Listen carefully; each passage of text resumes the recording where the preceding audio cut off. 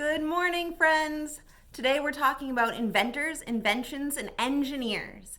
And I'd like to start off this morning with singing a song wishing you good morning. Good morning, good morning, good morning, good morning, good morning, good morning, good morning to you. It's time now to wake up. It's time now to shake up. It's time now to get up. We have reading to do. And this wonderful, bright, though chilly January morning, we're going to start with Rosie Revere, Engineer, by Andrea Beatty, illustrated by David Roberts.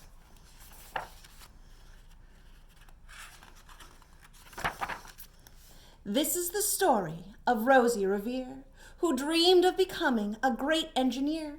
In Lila Greer's classroom at Blue River Creek, young Rosie sat shyly, not daring to speak. But when no one saw her, she peeked in the trash for treasures to add to her engineer stash. And late at night, Rosie rolled up her sleeves and built in her hideaway under the eaves. Alone in her attic, the moon high above, dear Rosie made gadgets and gizmos she loved. And when she grew sleepy, she hid her machines far under the bed, where they'd never be seen. When Rosie was young, she had not been so shy. She worked with her hair swooping over one eye and made fine inventions for uncles and aunts, a hot dog dispenser and helium pants. Helium pants, look, he's floating up. The uncle she loved most was zookeeper Fred. She made him a hat to keep snakes off his head from parts of a fan and some cheddar cheese spray, which everyone knows keeps pythons away. And when it was finished, young Rosie was proud, but Fred slapped his knee and he chuckled out loud. He laughed till he wheezed, his eyes filled with tears, all to the horror of Rosie Revere, who stood there embarrassed, perplexed, and dismayed. She looked at the cheese hat and then looked away. "I love it," Fred hooted. "Oh, truly I do." But Rosie Revere knew that could not be true. She stuck the cheese hat on the back of her shelf, and after that day, she kept her dreams to herself. And that's how it went until one autumn day. Her oldest relation showed up for a stay. Her great-great-aunt Rose, a true dynamo, who'd worked building airplanes a long time ago. She told Rosie tales of the things she had done and goals she had checked off her list, one by one. She gave a sad smile as she looked to the sky. "The only thrill left on my list is to fly. But time never lingers as long as it seems. I'll chalk that one up to an old lady's dreams." That night, as Rosie lay wide-eyed in bed, a daring idea crept into her head. Could she build a gizmo to help her aunt fly? She looked at the cheese hat and said, "No, not I. But questions are tricky, and some hold on tight, and this one kept Rosie awake through the night. So when dawn approached and red streaks lit the sky, young Rosie knew just how to make her aunt fly. She worked till the day was half gone, then hauled her cheese copter out onto the lawn to give her invention a test just to see the ridiculous flop it might turn out to be. Strapped into the cockpit, she flipped on the switch. The Helio cheese copter sputtered and twitched. It floated a moment, whirled round and round, then froze for a heartbeat and crashed to the ground. Then Rosie heard laughter and turned round to see the old woman laughing and slapping her knee. She laughed till she wheezed. and her eyes filled with tears, all to the horror of Rosie Revere, who thought, "Oh no, never, not ever again will I try to build something to sputter or spin, or build with a lever, a switch, or a gear, and never will I be a great engineer." She turned round to leave, but then great-great-aunt Rose grabbed hold of young Rosie and pulled her in close, and hugged her and kissed her and started to cry. "You did it! Hooray! It's a perfect first try. Your great flop is over. It's time for the next." Young Rosie was baffled, embarrassed, perplexed. "I failed," said dear Rosie. "It's just made of trash. Didn't you see it? The cheese copter crashed." "Yes," said her great aunt, "it crashed, that is true. But first it did just what it needed to do. Before it crashed, Rosie, before that, it flew." "Your brilliant first flop was a raging success. Come on, let's get busy and on to the next." She handed a notebook to Rosie Revere, who smiled at her aunt as it all became clear. Life might have its failures, but this was not it. The only true failure can come if you quit. They worked till the sun sneaked away into its bed. Aunt Rosie tied her headscarf round Rosie's head and sent her to sleep with a smile ear to ear, to dream the bold dreams of a great engineer. At Blue River Creek, all the kids in grade 2 build gizmos and gadgets and doohickeys too. With each perfect failure, they all stand and cheer, but none quite as proudly as Rosie Revere. Now that was a great story about saying how no matter how much you try, and it might feel like you're failing, if you keep on trying, you should never give up, and you will someday achieve exactly what you want to. Now I have a little poem here today saying hooray for inventors. Inventors who give us adventures. Inventors, inventors, you made something new. You made our lives easy. A big hooray for you. It took Bell to make the telephone ring and Edison to light our way. It took Robert Fulton in a steamboat to chug down the bay. George Pullman made the sleeping car for railroad trips at night. Lou Waterman made the fountain pen so everyone could write. Inventors, inventors, you made something new. You made our lives easier. A big hooray for you. And this week's craft is for you to be the inventor. There are a bunch of supplies in the bag, and you can use all your ideas to see what you can create. And we can't wait to see it. If you can ask a parent or a guardian to take a picture of it and put it on our Facebook page, we would love to see what kind of invention you come up with. Now, this next story is about a little boy who is trying to explain what he would do if he got to build and design his own house. This is If I Built a House by Chris Van Dusen.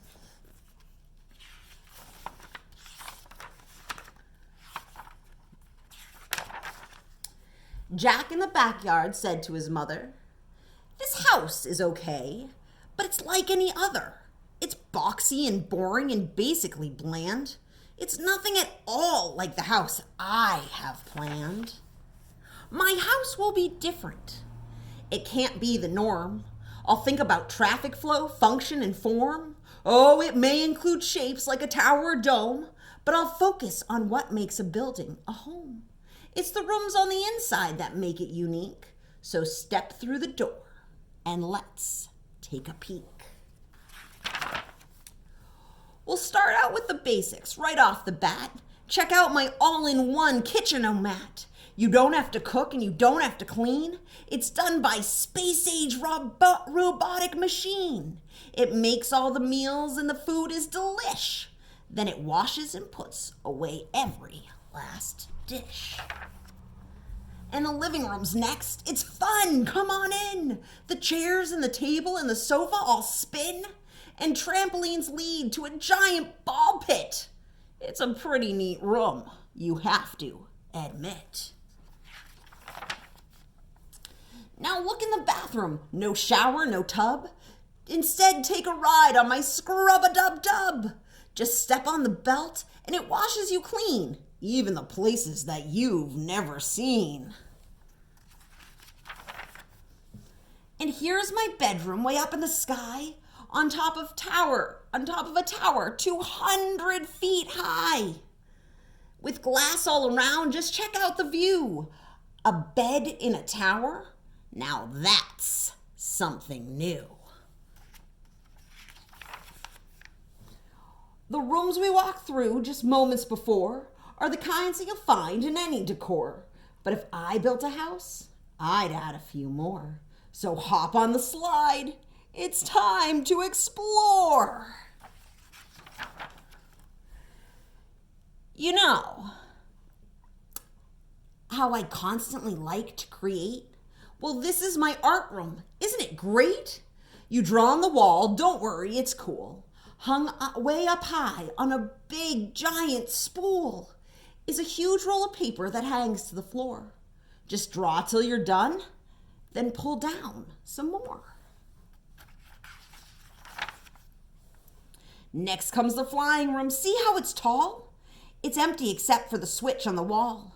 Just turn off the switch and you'll float off the ground, then flap like a bird and fly all around. Isn't it nice to be up in the air? A room without gravity? That's pretty rare.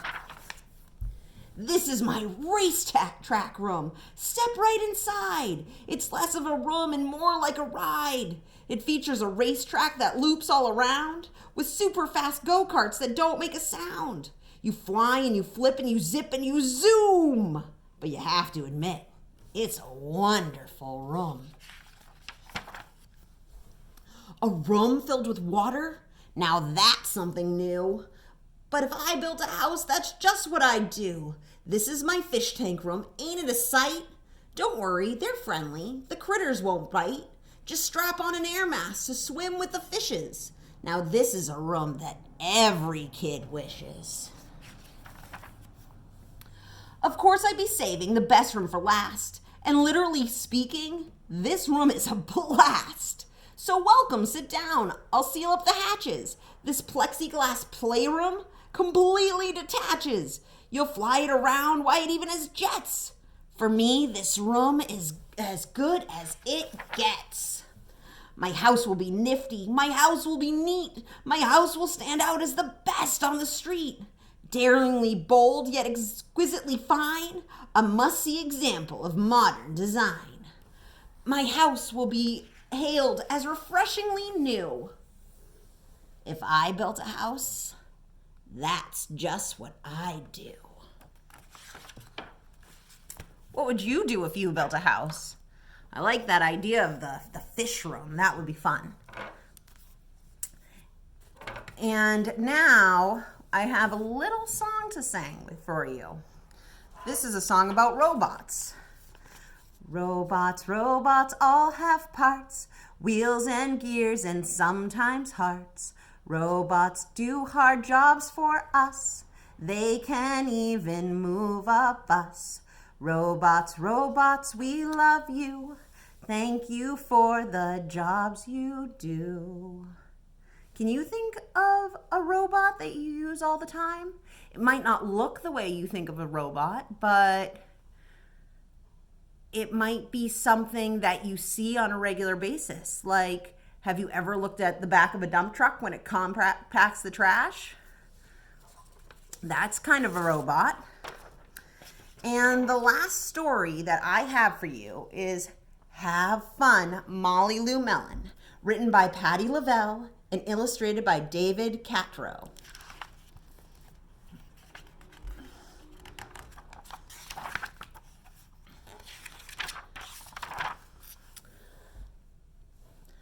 Molly Lou Mellon's toy chest overflowed with whoozy whatsits of all shapes and sizes. Her grandma had told her, "Back in the olden days, I didn't have fancy dolls or action figures. I made them out of twigs, leaves, and flowers like hollyhocks and daisies."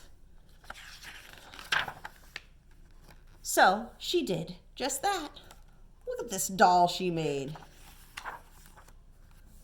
Molly Lou Mellon's backyard had a big weeping willow and a crumbly rock walls with thingamajigs picking out from every crevice. Her grandma had told her, "Back in the olden days, I didn't have store-bought dollhouse. I made one in my backyard." So she did just that. Look at how cool she made this dollhouse out of the weeping willow. Molly Lou Mellon's garage was full of colorful boxes and crates. Her grandma had told her, "Back in the olden days, I didn't have a race car. I sat in a cardboard box and sped down the hill."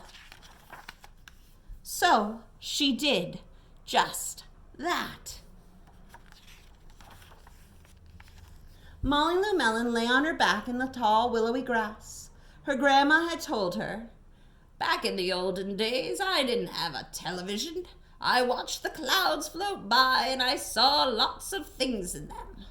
So she did just that. One day, new neighbors moved in next door. When Molly Lou Mellon went to welcome their little girl, she heard Gertie say to her mom, "I'm bored, bored, bored." Molly Lou Mellon invited Gertie over to play. On Monday, Gertie brought over her darling Darla deluxe dollhouse, complete with electric mixer and working chandeliers. Molly Lou Mellon showed Gertie her tree root palace, complete with acorn cap dinner plates, woven leaf air conditioning systems, and cicada jacuzzi. Gertie was amazed. On Tuesday, Gertie drove over her fully battery-operated, fully loaded Coupe de Ville. "Look out below!" Molly Lou Mellon screamed right before hurtling down the hill in her turbo boxcar, hand-painted with orange and red flames. Gertie was amazed. On Wednesday, Gertie was going to call Molly Lou Mellon on her cell phone, but then she heard strange sounds coming from an old tin can that was dangling in her window. "This is the operator. Will you accept a call from me, Molly Lou Mellon?" Yes?" Gertie spoke into the can. "Great!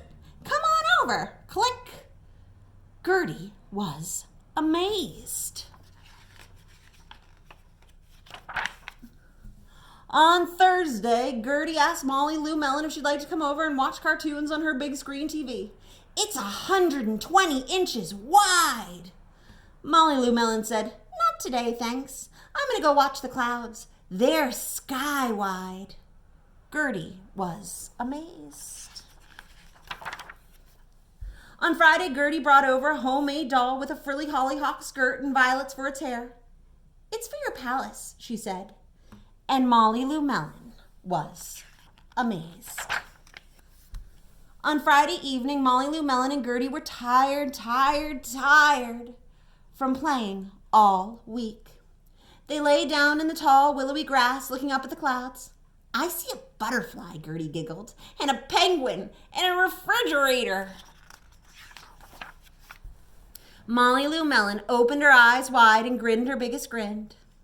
"I see a grandma-shaped cloud winking at me," said Molly Lou Mellon. And Molly Lou Mellon winked right back. That story goes to show, with a little imagination, you can make anything fun, even things in your right in your own backyard. So I have one more poem for you today. This one is about inventors and who invented those things. You know, Edison made the electric light. The brothers named Wright put planes in flight. But things like sneakers and crayons and glue all must have had inventors too. The beanbag chair, the music box, interlocking plastic blocks, the bouncy house, the playground swing. Somebody had to invent that thing. The bike that zips from there to here. It didn't just suddenly appear. It took brains to design each spoke and spring. Somebody had to invent that thing. Somebody had to figure out how to make a doorknob, a bendy straw, and a screw lid for a jar. And the tiny little door where a dog can enter. All those things had to have an inventor. A Bell or a Tesla, a Da Vinci or a Hedy Lamarr.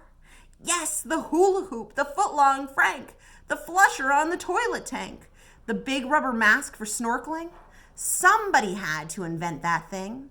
Umbrellas and scissors and yo-yo strings. Somebody had to invent all those things. So just a reminder, there are craft kits down on the porch, and you guys can come in and figure out what you can invent.